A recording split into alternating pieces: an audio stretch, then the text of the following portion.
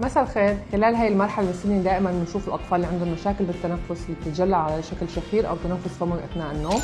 هاي المشكلة شائعة عند الأطفال تحت ال6 سنين. غالبية الأسباب ممكن تكون سبب ضخامة الناميات أو ما تعرف بالعامية باللحمية، إضافة إلى أسباب أخرى أهمها التهاب الأنف التحسسي. الفحص السريري الدقيق كثير أساسي بوضع التشخيص. أحيانا بنحتاج لإجراء صورة شعاعية بسيطة لتأكيد تشخيص ضخامة الناميات، وطبعا بعد وضع التشخيص بيكون العلاج حسب كل حالة. بالسلامة للجميع.